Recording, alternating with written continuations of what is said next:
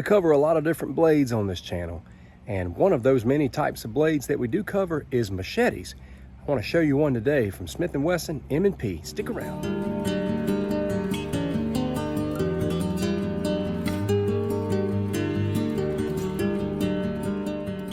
Thanks for stopping in, my friend. I hope you find this information useful. The machete we're going to be looking at today is the Smith & Wesson M&P Extraction Cleaver. All right, and here's what it looks like in the sheath.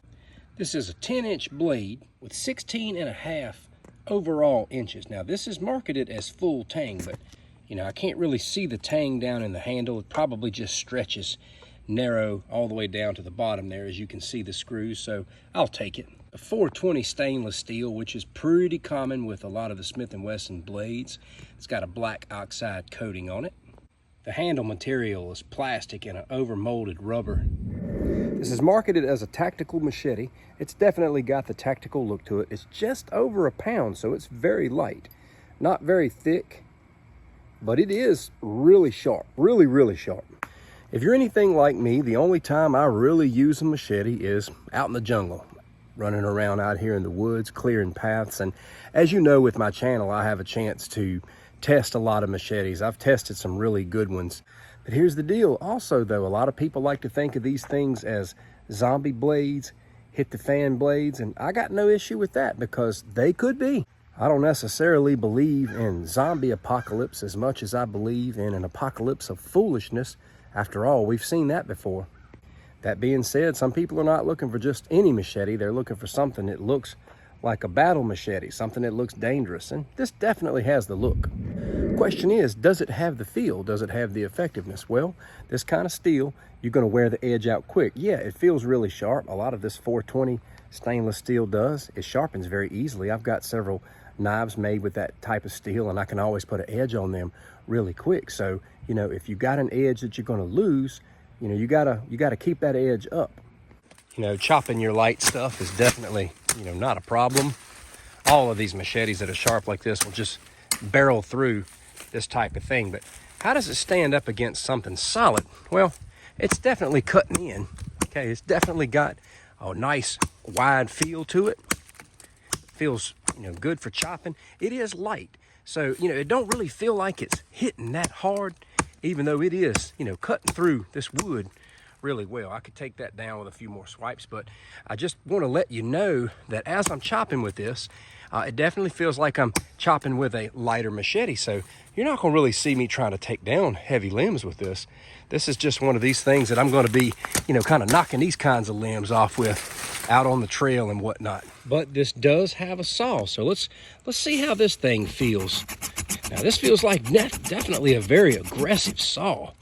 I mean, it's definitely cutting in. Look at that right there. Let me kind of pull this up to where you can see it. That's cutting in. I mean, that's cutting in good. I could probably take this down pretty easy. I just want you to see how those teeth are grinding into it there. See, it's real sharp. The saw is real sharp, and it's cutting right in. So you most definitely can saw some stuff. It's not the heaviest of choppers. It's sharp. You do get a good wide swing with it because you can grab down on the end of the handle like this. But the teeth on this thing, man, are just like extremely sharp. They just cut into everything. They're very sharp teeth. Let you see this as well on something a little more stable here. So it's just going right into it. So if you want to use this as a saw, you definitely are going to be able to get out there and saw up some stuff. It's very solid as far as that goes. And of course, if you're sawing something smaller, it's going right on through it.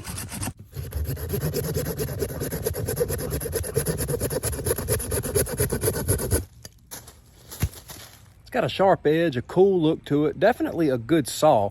If you're looking for a machete with a saw, this definitely has a good saw. I want to show you another machete that I got from them. Now, this is their Kukri Machete.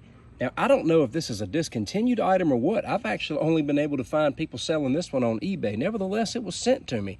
I thought it was strange that I couldn't find an actual link for this, but this is also another Smith & Wesson machete that's floating around out there for those who like that Kukri style blade. It's got that little hook and everything on it. It's also got a good saw, so there you go. Some people may wonder what the whole Smith & Wesson M&P stands for. It just stands for military and police.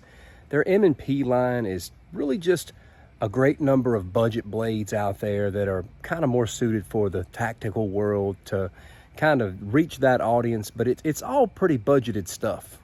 Those who are looking for tactical style blades, whether it's pocket knives, fixed blades, machetes, a lot of that falls under their M&P category, and you can usually get it for 60 bucks or less for the most part.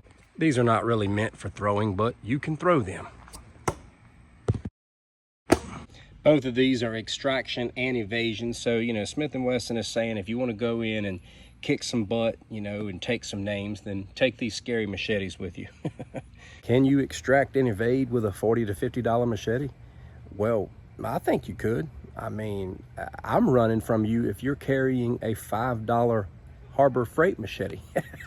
But no matter how cool of a title something has, we're always going to get what we pay for most of the time. There's very few instances where we totally beat the system. Provide links in the description. This one will be directly linked to Smith & Wesson because I was able to find the link. But this one, I'm not sure. I may just be providing you the link to some of the eBay listings that I've seen on this. If I get another link, I'll put it out there, but nevertheless, I'll put the links out there for you to use.